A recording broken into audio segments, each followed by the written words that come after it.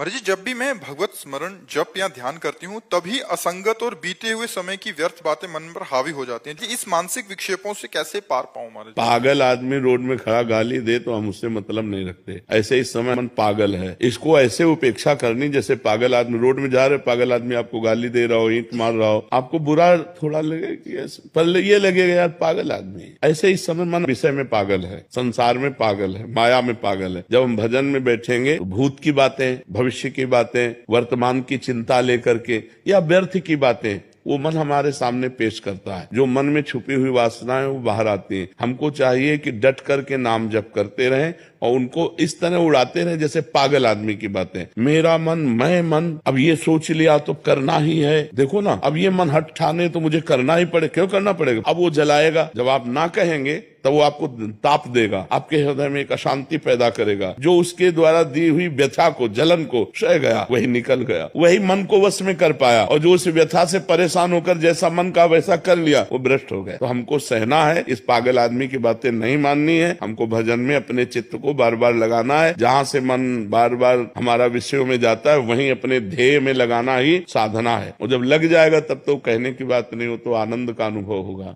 हम ऐसी कौन सी पूजा करें जिससे आपका स्वास्थ्य उत्तम रहे?